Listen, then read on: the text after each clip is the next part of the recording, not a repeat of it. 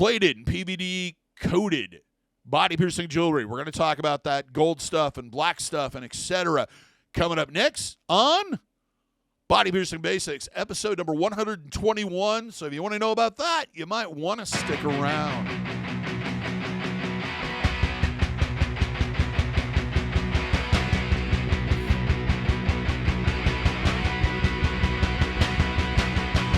For those who are new to the channel, my name is DaVo. I'm a professional body piercer and have been since 1994. I own and operate the Axiom Body Piercing Studio, located right here in Des Moines, Iowa, inside Skin Kitchen Tattoo. So when I talk to you about these things, I talk to a level of expertise that comes from me in the body piercing industry for well over 27 years.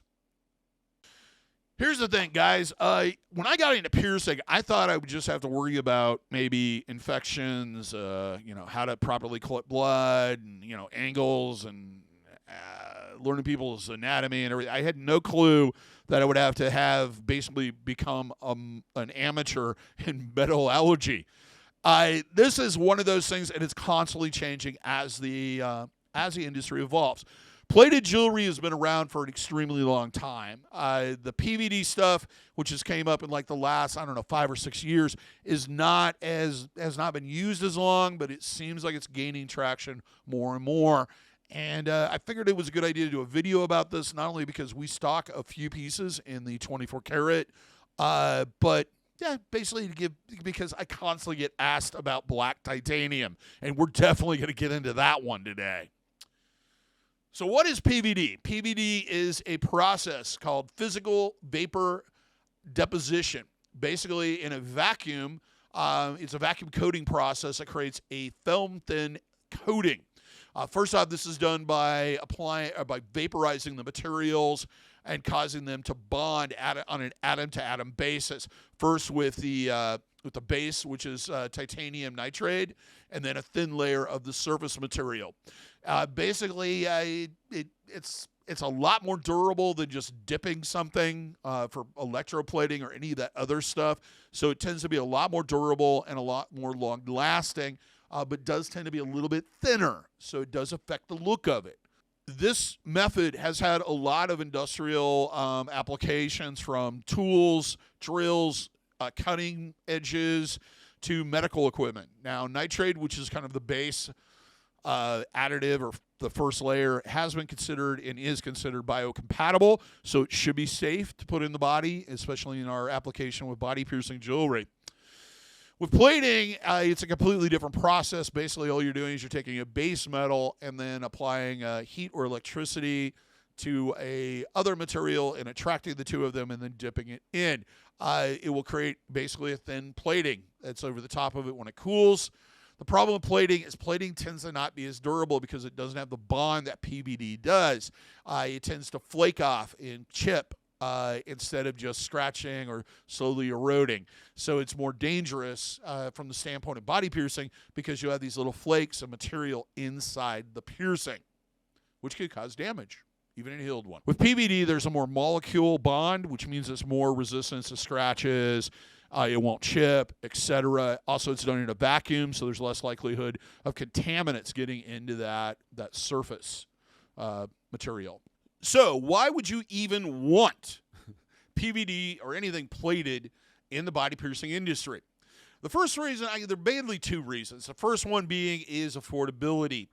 The reality is that solid 14 karat gold especially tends to get very expensive.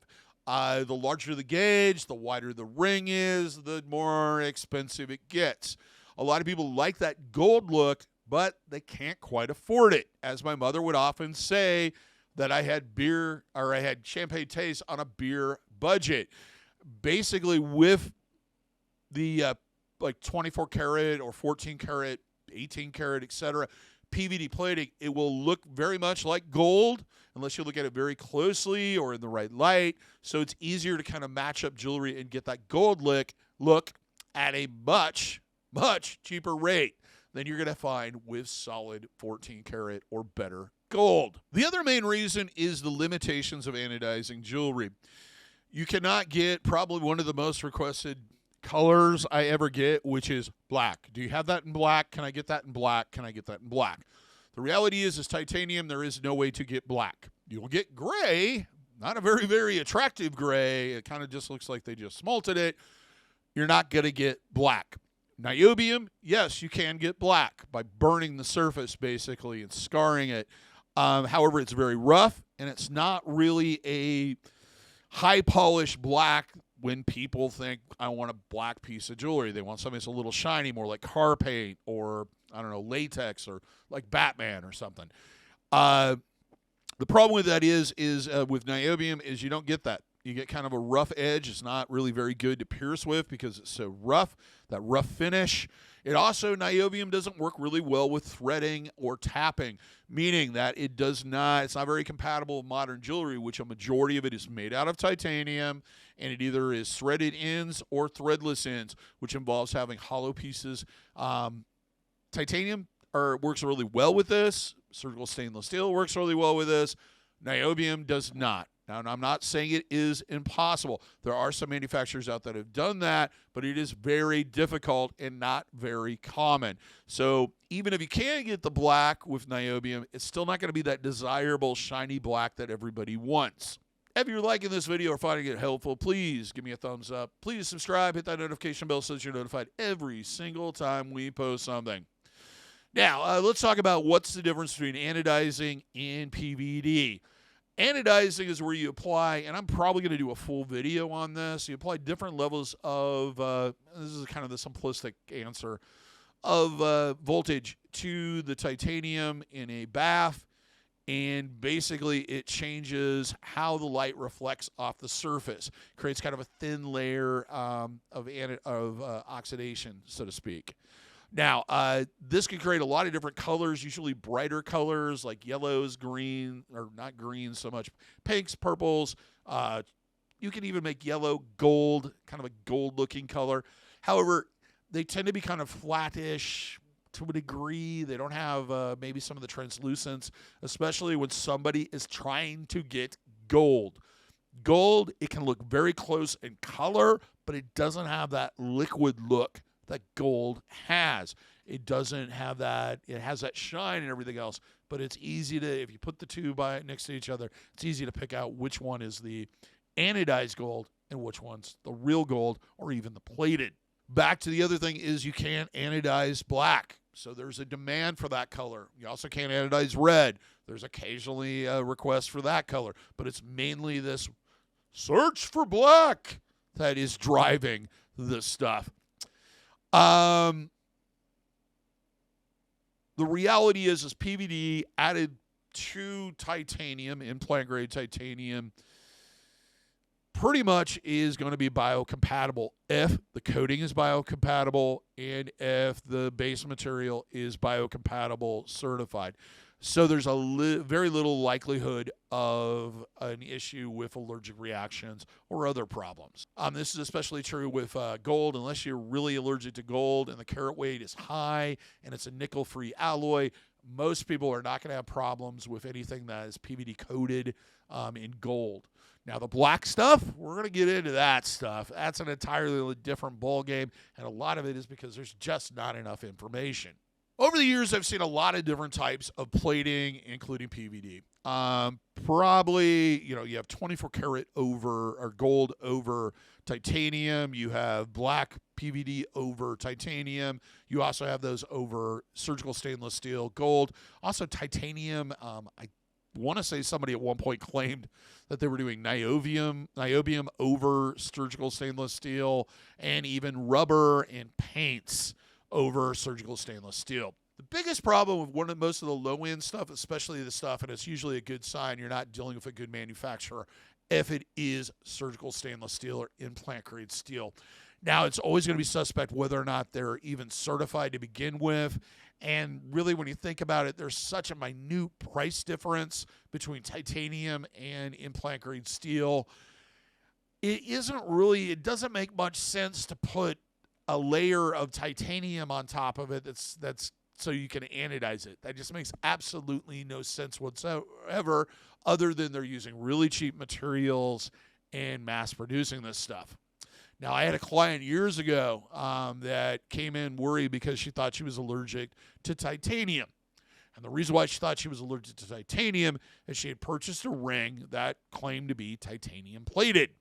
The reality was it was possibly titanium plated, but the titanium quickly wore off, and whatever was under there was high nickel in content, and they started having a reaction to it.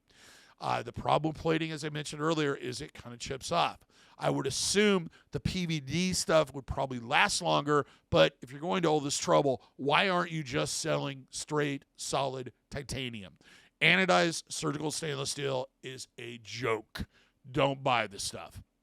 Now, black titanium I have seen, or black stainless surgical steel, I've seen a lot of rubber products being put over the top of it in dyes and paints and stuff, and God knows what that material is actually made out of and whether or not it's toxic. Be very leery of it. I know it looks great. You love it. You're picking it up at the mall, and it's awesome. The reality is I've seen that stuff wear off. If you open a ring or you open a piece of jewelry and that coating is not on the inside or the area that comes in contact with the ball or whatever, chances are it's some type of rubber coating, and it's going to start peeling and chipping away fairly rapidly. The biggest question, well, it's titanium, right? Black titanium.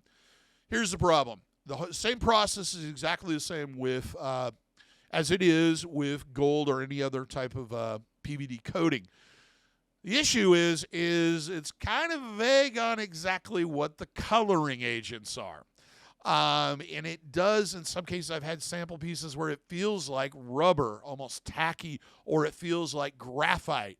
And that really makes me kind of leery of exactly what is in that stuff and whether or not it truly is biocompatible or been tested. And it doesn't mean anything if you're getting certification on the titanium if the material that you're putting over it is questionable. So I really don't suggest black titanium in any way, shape, or form.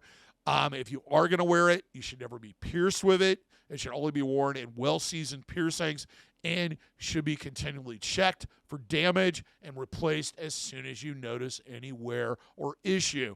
Now, under there might be, biocompatible titanium or implant grade, but having that stuff coming out and getting in the system is not always a good idea unless you know exactly what it is and whether or not it is safe.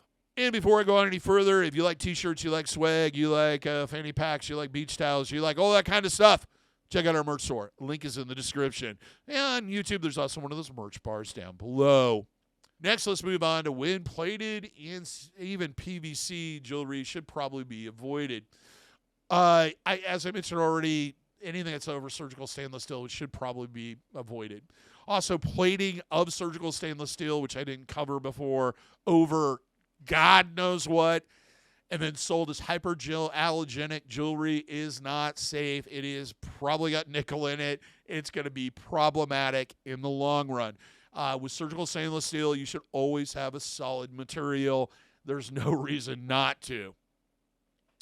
The second reason you should probably avoid something is if you don't have any type of third-party certification of what the base material is, meaning that if there is not third-party testing of the titanium that's underneath the 14-karat or even the black stuff, it probably isn't implant-grade titanium because there's really no reason not to get it tested unless it's not going to pass if that alloy isn't correct. The other time it should be avoided in both cases is if it's an area that gets a lot of wear, if it's rubbing against clothing a lot or rubbing against teeth or etc., where there's a possibility that it's gonna wear off or get a lot of damage or scratches. The other time I would avoid it is if it comes in contact with corrosive bodily fluids such as urine. Chances are it is going to erode that surface fairly rapidly. Shouldn't be a problem, but especially with black where you don't have any idea what that stuff is, having that contact with something that's basically eroding off there could be an issue. With gold, you'd have to be allergic to gold to have an issue, especially if it's a really high carat weight. But also keep in mind that you just paid extra to have this, and putting it in a place where it's going to wear really easy is not really the smartest option. Black titanium or black stainless surgical steel or whatever they're calling it should never be worn in fresh piercings. Also, the same goes for black niobium. Usually you need the best finish possible to initially heal out a piercing. Having rough finishes or questionable finishes are going to cause issues in the long run. Next one is if it seems like it's coming from a low-end manufacturer, especially with black or even gold. If you are unsure of the quality of the rest of the jewelry and it seems like it's pennies on the dollar compared to the better manufacturers out there, chances are it is not jewelry that you want. It's probably questionable whether or not it's PVD coated in the first place. If it's plated, it's probably done in the lowest possible manufacturing standpoint. And what's underneath there is questionable at best. Now, if it is from a low-end manufacturer, another thing you want to be avoiding is black titanium or surgical stainless steel, mainly because often what that coating is, regardless of what they say, is either a dye or a paint or in some cases rubber. This is not things that you want to break loose and erode and get driven into your bloodstream and everywhere else, or ingest in some cases, so it should be avoided. If you're paying $10 for a pack of 300, you're buying garbage. It's going to cause problems. Another option on this is black gold. Black gold is basically where rhodium is plated over white gold to give that black color. Now, this is possibly okay, but the problem is it's not very durable. Usually what you end up with is white gold. White gold, though there are a lot of alloys out there that don't contain any type of nickel, there's always a possibility that they've added nickel as a cheap way of making it white. So you should always, worry about that. The other problem is the rhodium tends to just flake off. That can collect in piercings, and that can cause issues, even in a healed piercing. Well, I hope you learned a lot. This was a difficult one to do, mainly because I had to really kind of sit down and dig through some stuff, and there really just isn't enough information out there, especially when it comes to black titanium or PVD coating. What exactly that coloring agent is. And that's why I'm so I suspect this stuff and skeptical about using it or selling it. Now, if somebody out there has some additional information, please leave a comment. I'd love it if you would share that with our community here. Of course, in conclusion, I really think that it's fairly safe to use especially 24 karat or 14 karat pretty much or higher PVD stuff. It tends to wear pretty well. Most people don't have issues with it. But it's always best whenever doing anything that's a little bit on the wild side. Simplistic, straight ahead, solid jewelry is always your best option with a healing piercing. After it heals, you might be able to get experimental and try some different things. But really, during the healing process, it's best to just have solid material in there. Till next time, here's hoping all your piercings heal with ease and without a single issue. And if you're in the Des Moines, Iowa area, hope to see you for your body piercing needs in the future. Have a good day, everybody. Take care. Thank you for watching. And go ahead. I'll see you in one of these other videos. Probably. I bet it's me.